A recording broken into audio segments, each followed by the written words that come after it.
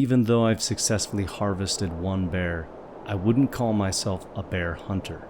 Not yet, anyway.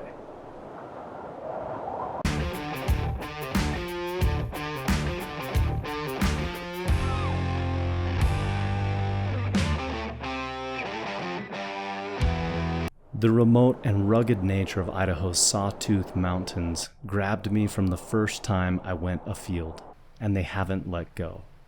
Reminiscent of Alaska, the last frontier, the vast wilderness of central Idaho transports you to another world, to another time and place.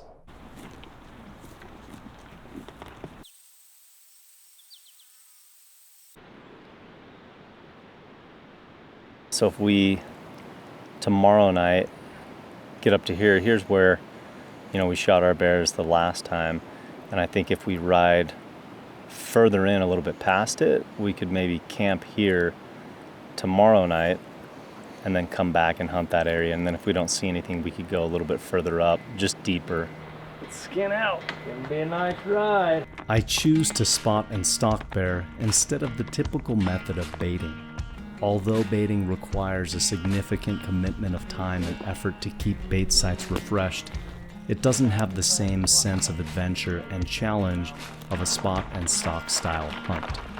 Half of the reason I hunt anything is the adventure, the challenge, and the solitude of remote locations. So that's my point. Since we're together, we could stay out late, meet up, and then just, maybe we take our food up there and eat, to your point, and then we can come back and just crawl into bed. Yeah, and if we get one, we just have a long way back. But it's fine. Yeah.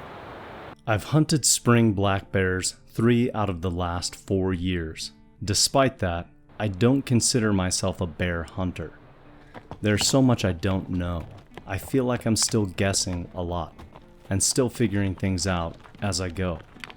And even though I've successfully harvested one bear, I wouldn't call myself a bear hunter. Not yet, anyway. It's old. This is about where I saw it last time. I mean, that's old, but if you think about that front where we were and where this is, I don't know.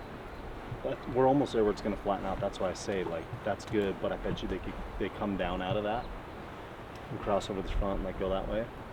So that's what we're looking for, I think, just trying to catch them moving. But clearly they're coming down. Each time that I've ventured out in pursuit of spring black bear, I've learned something new, something different. The first time I had no experience, just some tips from other people and my own determination. So you can see these burned trees. There's a fire here in 2020. So now it's been a couple years and there's nice, really green grass. A little bit further up, popping up that nice chartreuse lime green that bears really like. So we're gonna go to the next canyon that comes up right here and have somebody sit there and look on both sides, north facing and south facing. The next person will go up to the next little draw and sit there, and we're gonna sit up here till dark and hunt this canyon tonight, and we'll move to another. And by the way, look at that cave right there. That looks like sweet bear den.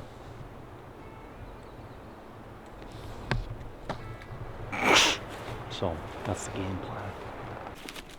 Spot and stalk bear hunting consists of agonizing hours of glassing, with short bursts of action when you get a glimpse of a bear, sometimes only for a few short moments. Your shot opportunities are also few and far between compared to baiting for bears. Yeah.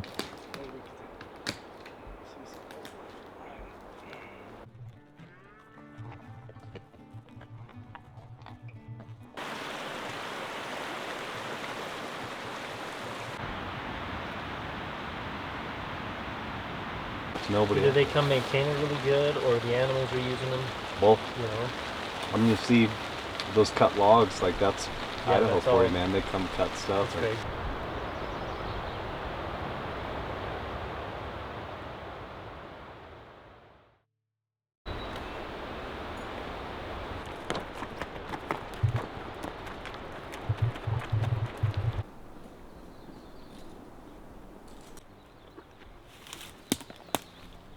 The second time I hunted black bears, I was successful in harvesting a beautiful blonde color phase bear.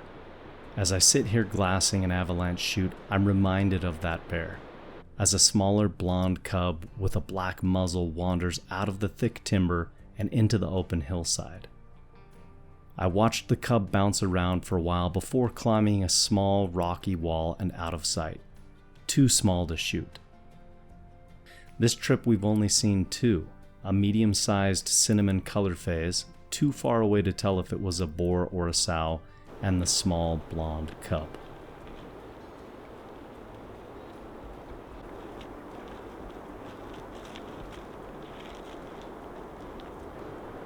With the sun setting beyond jagged mountain peaks, temperatures begin to drop.